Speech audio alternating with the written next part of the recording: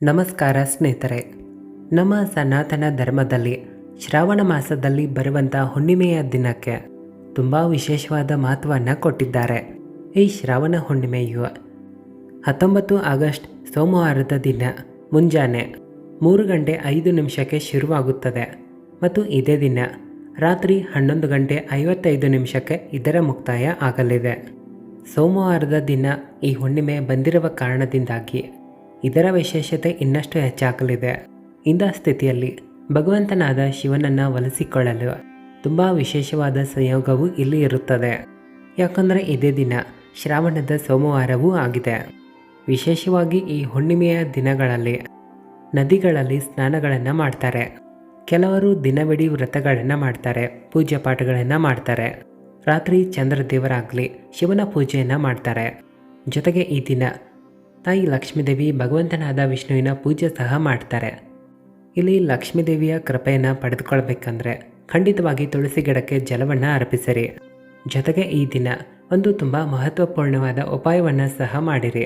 ಇದರ ಬಗ್ಗೆ ಈ ವಿಡಿಯೋದಲ್ಲಿ ತಿಳಿಸ್ಕೊಡ್ತೀವಿ.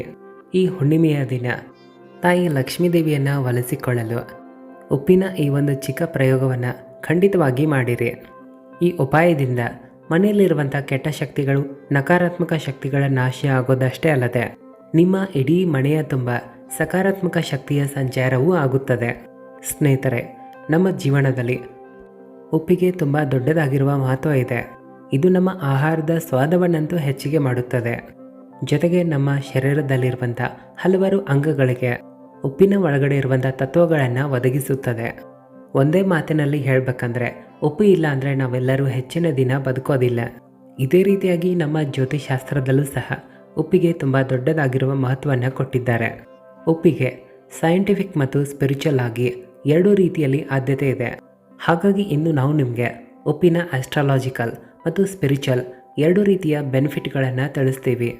ಒಂದು ವೇಳೆ ಆಹಾರದಲ್ಲಿ ಉಪ್ಪಿನ ಸ್ವಾದ ಹೆಚ್ಚಾದರೆ ಅದು ಹಾಳಾಗುತ್ತೆ, ಕಡಿಮೆಯಾದರೂ ಅದರ ಸ್ವಾದ ಚೆನ್ನಾಗಿರೋದಿಲ್ಲ. ಹಾಗಾಗಿ ಇದನ್ನು ಬ್ಯಾಲೆನ್ಸ್ ಮಾಡೋದು ತುಂಬ ಇಂಪಾರ್ಟೆಂಟ್ ಇದೆ. ಒಂದು ವೇಳೆ ಇದೇ ರೀತಿಯಾಗಿ ನಿಮ್ಮ ಜೀವನದಲ್ಲಿ ಉಪ್ಪಿನ ಬಳಕೆಯನ್ನು ಸರಿಯಾಗಿ ಮಾಡಿಕೊಂಡ್ರೆ ನಿಮಗೆ ಹಲವಾರು ಅದ್ಭುತ ಲಾಭಗಳು ಸಿಗುತ್ತವೆ. ಮನೆಯಲ್ಲಿ ಸರಿಯಾದ ರೀತಿ ಉಪ್ಪಿನ ಬಳಕೆ ಮಾಡಿದ್ರೆ ಸುಖ ಸಮೃದ್ಧಿ ಹೆಚ್ಚಾಗುತ್ತದೆ. ಇಲ್ಲಿ ರಾಹುಕೇತುವಿನ ಅಶುಭ ಪ್ರಭಾವವನ್ನು ಸುಲಭವಾಗಿ ದೂರ ಮಾಡಬಹುದು. ಇದಕ್ಕಾಗಿ ಉಪ್ಪು ತುಂಬ ಎಫೆಕ್ಟಿವ್ ಅಂತ ತಿಳಿಯಲಾಗಿದೆ. ಯಾಕಂದರೆ ಉಪ್ಪಿನ ಒಳಗಡೆ ನೆಗೆಟಿವ್ ಶಕ್ತಿಗಳನ್ನು ಅಬ್ಸರ್ವ್ ಮಾಡುವಂಥ ಅದ್ಭುತವಾದ ಶಕ್ತಿ ಇದೆ. ವಿಜ್ಞಾನಿಗಳ ಅನುಸಾರವಾಗಿ ಉಪ್ಪಿನ ಒಳಗಡೆ ಕೆಲವು ಯಾವ ರೀತಿಯಾದ ಎಲಿಮೆಂಟ್ಸ್ಗಳು ಸಿಗುತ್ತವೆ ಅಂದರೆ ಇವು ನೆಗೆಟಿವಿಟಿ ಎನರ್ಜಿಯನ್ನು ಹೀರಿಕೊಂಡು ನಾಶ ಮಾಡುತ್ತವೆ. ನಂತರ ಪಾಸಿಟಿವ್ ಎನರ್ಜಿಯನ್ನು ರಿಲೀಸ್ ಮಾಡುತ್ತವೆ. ಅಂದರೆ ಉಪ್ಪು ಸಕಾರಾತ್ಮಕ ಶಕ್ತಿಯನ್ನು ವಾತಾವರಣದಲ್ಲಿ ಹರಡುವಂತೆ ಮಾಡುತ್ತದೆ, ನಕಾರಾತ್ಮಕ ಶಕ್ತಿಗಳನ್ನು ಎಳೆದುಕೊಂಡು ನಾಶ ಮಾಡುತ್ತದೆ. ಇದರಿಂದ ನಿಮ್ಮ ಮನೆಯ ವಾತಾವರಣ, ಎನ್ವಿರಾನ್ಮೆಂಟ್ ಕ್ಲೀನ್ ಆಗಿ ಇರುತ್ತದೆ, ಶುದ್ಧ ಮತ್ತು ಪವಿತ್ರಗೊಳ್ಳುತ್ತದೆ. ಹಾಗಾಗಿ ಉಪ್ಪು ಕೇವಲ ಆಧ್ಯಾತ್ಮಿಕವಷ್ಟೇ ಅಲ್ಲ, ಬದಲಿಗೆ ವೈಜ್ಞಾನಿಕ ರೂಪದಲ್ಲಿ ಕೂಡ ತುಂಬಾ ಎಫೆಕ್ಟಿವ್ ಆಗಿದೆ. ಸ್ನೇಹಿತರೆ, ಇಲ್ಲಿ ಗ್ರಹ ನಕ್ಷತ್ರಗಳು ಪ್ರತಿಯೊಬ್ಬರ ಮೇಲೆ ತಮ್ಮ ಪ್ರಭಾವವನ್ನು ಹಾಕುತ್ತವೆ. ಅಸ್ಟ್ರಾಲಜಿಯಲ್ಲಿ ತಿಳಿಸಲಾದ ಉಪಾಯದ ಮೂಲಕ ಗ್ರಹ ನಕ್ಷತ್ರಗಳನ್ನು ಶಾಂತವಾಗಿ ಇರಿಸಬಹುದು. ಯಾವಾಗ ಎಲ್ಲ ಗ್ರಹಗಳು ನಿಮಗೆ ಒಳ್ಳೆಯ ಫಲವನ್ನು ಕೊಡುತ್ತವೆಯೋ ಜಗತ್ತಿನಲ್ಲಿರುವಂಥ ಎಲ್ಲ ಭೌತಿಕ ಸುಖಗಳು ನಿಮಗೆ ಸಿಗುತ್ತವೆ. ಮನಸ್ಸಿಗೆ ನೆಮ್ಮದಿ, ಶಾಂತಿಯೂ ಸಿಗುತ್ತದೆ.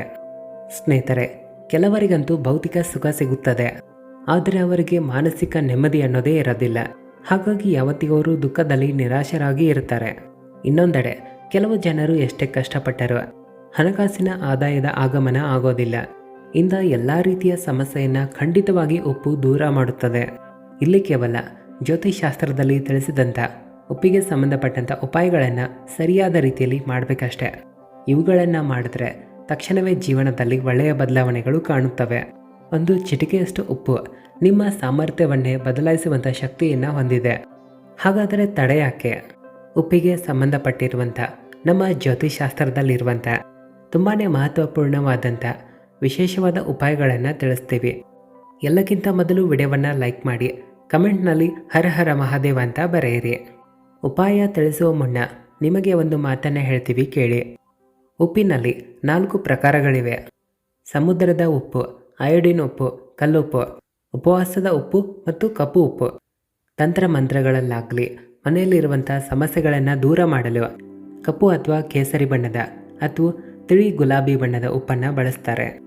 ನೀವೆಲ್ಲರೂ ನೆನಪಿಡಬೇಕಾದಂಥ ತುಂಬ ಇಂಪಾರ್ಟೆಂಟ್ ವಿಷಯ ಏನಿದೆ ಅಂದರೆ, ಯಾರು ನಿಮ್ಮ ಶತ್ರುಗಳಾಗಿರ್ತಾರೋ ಯಾವುದೇ ಕಾರಣಕ್ಕೂ ಅವರ ಮನೆಯಲ್ಲಿರುವಂಥ ಉಪ್ಪನ್ನು ನೀವು ತಿನ್ನಬಾರದು. ಇಲ್ಲಿ ಬೇಕಾದರೆ ಅವರ ಮನೆಯಲ್ಲಿರುವಂಥ ಸಿಹಿ ದಿನಸುಗಳನ್ನು ತಿನ್ನಬಹುದು, ಆದರೆ ಯಾವುದೇ ಕಾರಣಕ್ಕೂ ಪಾಪಿ ವ್ಯಕ್ತಿಯ ಮನೆಯ ಉಪ್ಪನ್ನು ತಿನ್ನಬಾರದು. ಇಲ್ಲವಾದರೆ ಅವರಂತೆಯೇ ನಿಮ್ಮ ಜೀವನ ಆಗುತ್ತದೆ. ಎಷ್ಟೇ ಕಷ್ಟಗಳಿದ್ದರೂ, ಯಾರು ಎಷ್ಟೇ ಒತ್ತಾಯ ಮಾಡಿದ್ರೂ ಅವರ ಮನೆಯಲ್ಲಿನ ಉಪ್ಪನ್ನು ತಿನ್ನಬಾರದು. ಯಾವತ್ತಿಗೂ ಬೇರೆಯವರ ಬಳಿ ಉದ್ದರಿಯಾಗಿ ಉಪ್ಪನ್ನು ತೆಗೆದುಕೊಳ್ಳಬಾರದು. ಇಲ್ಲವಾದರೆ ಹಲವಾರು ಸಮಸ್ಯೆಗಳು ಎದುರಾಗುತ್ತವೆ. ಶಾಸ್ತ್ರಗಳ ಅನುಸಾರವಾಗಿ ಯಾರ ಮನೆಯಲ್ಲಿ ಒಳ್ಳೆಯ ಸಂಸ್ಕೃತಿ ಇರುವಂಥ ಜನರು ಇರ್ತಾರೋ ಅವರ ಮನೆಯಲ್ಲಿ ನೀವು ಉಪ್ಪನ್ನು ತಿನ್ನಬಹುದು.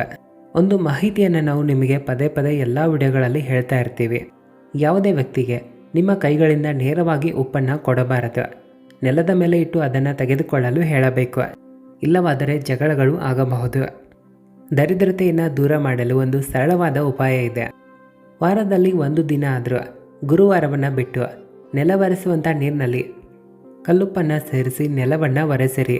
ಇದರಿಂದ ಮನೆಯಲ್ಲಿರುವಂಥ ಕೆಟ್ಟ ಶಕ್ತಿಗಳೆಲ್ಲ ದೂರ ಆಗುತ್ತವೆ. ಮನೆಯ ವಾತಾವರಣ ಪಾಸಿಟಿವ್ ಆಗಿ ಇರುತ್ತೆ.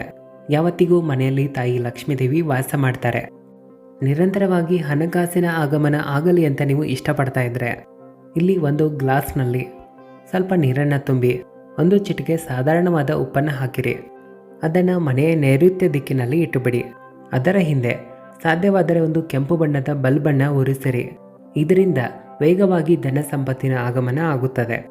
ಯಾವಾಗ ಈ ಗ್ಲಾಸ್ನಲ್ಲಿರುವಂಥ ನೀರು ಒಣಗಿ ಹೋಗುತ್ತದೆಯೋ ಮರಳಿ ಆ ಗ್ಲಾಸನ್ನು ಕ್ಲೀನ್ ಮಾಡಿ ನೀರನ್ನು ತುಂಬಿ ಇಡಬೇಕು. ಒಂದು ವೇಳೆ ಮನೆಯಲ್ಲಿರುವಂಥ ಮಕ್ಕಳಿಗೆ ಕೆಟ್ಟ ದೃಷ್ಟಿ ಅಂಟಿಕೊಂಡಿದ್ರೆ ಒಂದು ಚಿಟಿಕೆ ಉಪ್ಪನ್ನು ತೆಗೆದುಕೊಂಡು ಅವರ ತಲೆಯ ಮೇಲಿಂದ 7 ಬಾರಿ ಇಳಿಸಿ ತೆಗೆದು ಆ ಉಪ್ಪನ್ನು ಯಾವುದಾದ್ರೂ ಶಿಂಕ್ನಲ್ಲಿ ಅಥವಾ ನೀರಿನಲ್ಲಿ ವಿಸರ್ಜನೆ ಮಾಡಿ ಇದನ್ನು ಫ್ಲಶ್ ಮಾಡಬಹುದು. ನಲ್ಲಿಯ ನೀರಿಗೂ ಹಾಕಬಹುದು. ಇದರಿಂದ ಕೆಟ್ಟ ಶಕ್ತಿಗಳು ನಾಶ ಆಗುತ್ತವೆ. ಒಂದು ವೇಳೆ ನಿಮಗೆ ಕೆಟ್ಟ ದೃಷ್ಟಿಗಳು ಅಂಟಿಕೊಂಡಿವೆ ಅಂತ ಅನ್ನಿಸ್ತಾ ಇದ್ರೆ ಒಂದು ಮುಷ್ಟಿಗೆಯಷ್ಟು ಚಿಕ್ಕ ಉಪ್ಪನ್ನು ತೆಗೆದುಕೊಂಡು ಸಾಯಂಕಾಲ ಸಮಯದಲ್ಲಿ ನಿಮ್ಮ ತಲೆಯ ಮೇಲಿಂದ 3 ಬಾರಿ ಎಳೆಸಿ ತೆಗೆಯಿರಿ. ಆನಂತರ ಮುಖ್ಯದ್ವಾರದ ಆಚೆ ಎಸೆದು ಬಿಡಿ. ಈ ರೀತಿ ನಿರಂತರವಾಗಿ 3 ದಿನ ಮಾಡಬೇಕು. ಇದರಿಂದ ಕೆಟ್ಟ ದೋಷಗಳೆಲ್ಲ ನಾಶ ಆಗುತ್ತವೆ.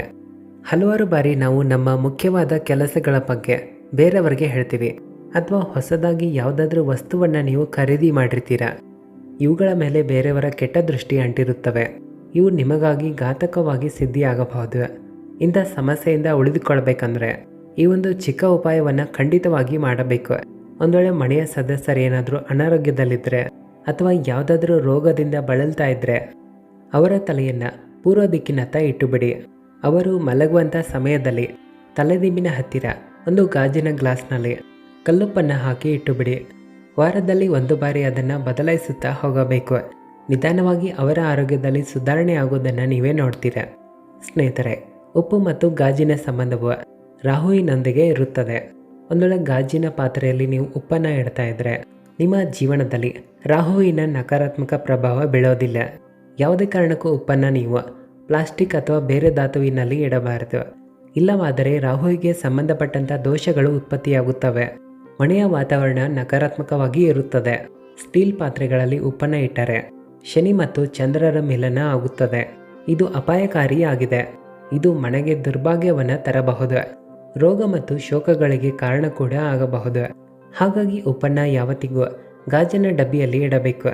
ಒಂದು ವೇಳೆ ನೀವು ಗಾಜಿನ ಬಟ್ಟಲಲ್ಲಿ ಉಪ್ಪನ್ನು ತುಂಬಿ ಟಾಯ್ಲೆಟ್ ಅಥವಾ ಬಾತ್ರೂಮ್ನಲ್ಲಿ ಇಟ್ಟರೆ ಅಲ್ಲಿರುವಂಥ ನಕಾರಾತ್ಮಕ ಶಕ್ತಿಗಳನ್ನು ಇದು ನಾಶ ಮಾಡುತ್ತದೆ. ಒಂದು ಮಾತನ್ನು ನೆನ್ಪಿಟ್ಕೊಳ್ಳಿ, ಯಾವುದೇ ಕಾರಣಕ್ಕೂ ರಾತ್ರಿ ಸಮಯದಲ್ಲಿ ಅಥವಾ ಹಗಲಿನ ಸಮಯದಲ್ಲಿ ಬಾತ್ರೂಮ್ ಅಥವಾ ಟಾಯ್ಲೆಟ್ನಲ್ಲಿರುವಂಥ ಬಾಗಿಲುಗಳನ್ನು ಸುಮ್ಮನೆ ತೆರೆದು ಇಡಬಾರದು. ಇಲ್ಲವಾದರೆ ಅಲ್ಲಿರುವಂಥ ಕೆಟ್ಟ ಶಕ್ತಿಗಳೆಲ್ಲ ಮನೆಯ ತುಂಬ ಹರಡುತ್ತವೆ. ನಮ್ಮ ತಂತ್ರಶಾಸ್ತ್ರದಲ್ಲಿ ಉಪ್ಪಿಗೆ ಸಂಬಂಧಪಟ್ಟಂಥ ಒಂದು ತುಂಬ ವಿಶೇಷವಾದ ಚಿಕ್ಕ ಉಪಾಯವನ್ನು ತಿಳಿಸಿದ್ದಾರೆ. ಇದನ್ನು ನೀವು ಮಾಡಿದ್ರೆ ಧನ ಸಂಪತ್ತಿನಲ್ಲಿ ಅದ್ಭುತವಾದ ವೃದ್ಧಿಯನ್ನು ಕಾಣ್ತೀರಾ. ಇದಕ್ಕಾಗಿ ನೀವು ಒಂದು ಗಾಜಿನ ಬಟ್ಟಲಲ್ಲಿ ಉಪ್ಪನ್ನು ತುಂಬಿ ಇದರಲ್ಲಿ 4 ರಿಂದ 5 ಲವಂಗಗಳನ್ನು ಹಾಕಿರಿ. ಇದನ್ನು ನೀವು ನಿಮ್ಮ ಮನೆಯ ಉತ್ತರ ದಿಕ್ಕಿನಲ್ಲಿ ಇಡಬೇಕು. ಧನ ಸಂಪತ್ತಿನಲ್ಲಿ ವೃದ್ಧಿಯಾಗುತ್ತದೆ. ತಾಯಿ ಲಕ್ಷ್ಮೀದೇವಿಯ ಆಗಮನ ಆಗುತ್ತದೆ. ಒಂದು ವೇಳೆ ಊಟ ಮಾಡುವಾಗ ಯಾವುದಾದ್ರೂ ವಸ್ತುವಿನಲ್ಲಿ ಉಪ್ಪು ಕಡಿಮೆ ಆಗಿದೆ ಅಂತ ಅನ್ನಿಸ್ತಾ ಇದ್ದರೆ ಮೇಲಿನಿಂದ ಉಪ್ಪನ್ನು ನೀವು ಉದ್ಧರಿಸಬಾರದು. ಇಂಥ ಸ್ಥಿತಿಯಲ್ಲಿ ಕಪ್ಪು ಉಪ್ಪು ಅಥವಾ ಕರಿ ಮೆಣಸಿನ ಕಾಳುಗಳ ಪುಡಿಯನ್ನು ಬಳಸಬೇಕು. ಇಲ್ಲವಾದರೆ ಶನಿಯ ದುಷ್ಪ್ರಭಾವ ನಿಮ್ಮ ಮೇಲೆ ಶುರುವಾಗಬಹುದು. ಒಂದು ವೇಳೆ ನಿಮ್ಮ ಕುಂಡಲಿಯಲ್ಲಿ ಚಂದ್ರನು ದುರ್ಬಲನಾಗಿದ್ದರೆ ಆಹಾರದಲ್ಲಿ ಸಾಮಾನ್ಯ ಅಥವಾ ಸಮುದ್ರದ ಉಪ್ಪಿನ ಬಳಕೆಯನ್ನು ಮಾಡಬಾರದು. ಇದರ ಬದಲಿಗೆ ರಾಕ್ ಸಾಲ್ಟ್ ಅಥವಾ ಕಲ್ಲುಪ್ಪಿನ ಬಳಕೆಯನ್ನು ಮಾಡಬಹುದು. ಇದರಿಂದ ಬ್ಲಡ್ ಪ್ರೆಷರ್ನಂಥ ಸಮಸ್ಯೆಗಳಿದ್ದರೂ ದೂರ ಆಗುತ್ತವೆ.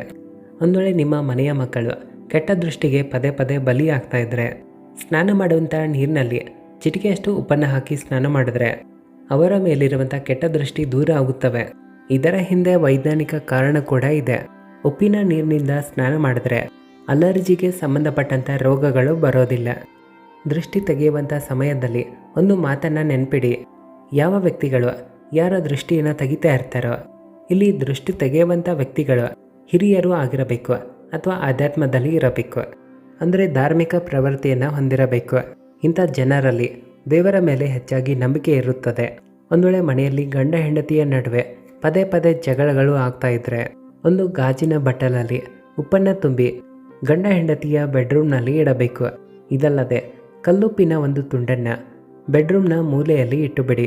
ಇದರಿಂದ ಜಗಳಗಳು ನಕಾರಾತ್ಮಕತೆಗಳು ದೂರ ಆಗುತ್ತವೆ.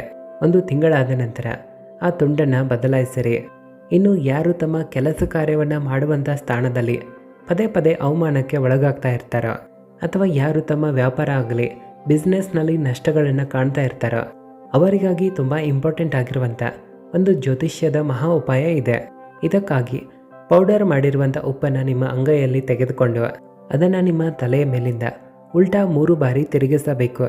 ಆನಂತರ ಮನೆಯ ಮುಖ್ಯದ್ವಾರದ ಆಚೆ ಎಸೆದು ಬಿಡಿ. ಈ ರೀತಿ ನಿರಂತರವಾಗಿ 3 ದಿನ ಮಾಡಿದ್ರೆ ನಿಮ್ಮ ಸಮಸ್ಯೆ ದೂರ ಆಗುತ್ತದೆ. ಜ್ಯೋತಿಷ್ಯದ ಅನುಸಾರವಾಗಿ ಒಂದು ಕಲ್ಲುಪ್ಪಿನ ತುಂಡನ್ನು ಒಂದು ಕೆಂಪು ಬಣ್ಣದ ಬಟ್ಟೆಯಲ್ಲಿ ಕಟ್ಟಿ ಮನೆಯ ಮುಖ್ಯದ್ವಾರದ ಮೇಲೆ ಕಟ್ಟಿರಿ, ಅಥವಾ ನಿಮ್ಮ ಆಫೀಸ್ನ ಅಥವಾ ಕಾರ್ಯಕ್ಷೇತ್ರದ ಮುಖ್ಯದ್ವಾರದ ಮೇಲೂ ಕಟ್ಟಬಹುದು. ಇದರಿಂದ ನಕಾರಾತ್ಮಕ ಶಕ್ತಿಗಳು ಮನೆಯ ಒಳಗಡೆ ಪ್ರವೇಶ ಮಾಡೋದಿಲ್ಲ. ಜೊತೆಗೆ ಈ ಗಂಟನ್ನು ಹಣ ಇಡುವಂಥ ಸ್ಥಾನದಲ್ಲಿ ಇಟ್ಟರು ಹಣಕಾಸಿನಲ್ಲಿ ವೃದ್ಧಿಯಾಗುತ್ತದೆ. ಒಂದು ವೇಳೆ ರಾತ್ರಿ ನಿಮಗೆ ನಿದ್ರೆ ಬರ್ತಾ ಇಲ್ಲ ಅಂದರೆ, ಚಿಂತೆಗಳು ನಿಮ್ಮನ್ನು ಕಾಡ್ತಾ ಇದ್ದರೆ ನೀರಿನಲ್ಲಿ ಸ್ವಲ್ಪ ಉಪ್ಪನ್ನು ಹಾಕಿ ಕೈಕಾಲುಗಳನ್ನು ತೊಳೆದುಕೊಂಡು ಮಲಗಬೇಕು. ಇದರಿಂದ ನಿಮಗೆ ನೆಮ್ಮದಿಯ ಅನುಭವ ಆಗುತ್ತದೆ. ನಿದ್ರೆ ಕೂಡ ತುಂಬ ಚೆನ್ನಾಗಿ ಬರುತ್ತದೆ. ಯಾರಲ್ಲಿ ಹೆಚ್ಚಾಗಿ ಸಾಲದ ಸಮಸ್ಯೆಗಳು ಕಾಡ್ತಾ ಇರುತ್ತವೆಯೋ ಪ್ರತಿ ರವಿವಾರ ನೆಲ ಒರೆಸುವಂಥ ನೀರಿನಲ್ಲಿ 1 ಸ್ಪೂನ್ನಷ್ಟು ಸಾಧಾರಣವಾದ ಉಪ್ಪನ್ನು ಹಾಕಿ ನೆಲವನ್ನು ಒರೆಸಿರಿ. ಇದರಿಂದ ಸಾಲದ ಸಮಸ್ಯೆಗಳು ದೂರ ಆಗುತ್ತವೆ. ಧನ ಸಂಪತ್ತಿನ ಆಗಮನ ಆಗುತ್ತದೆ.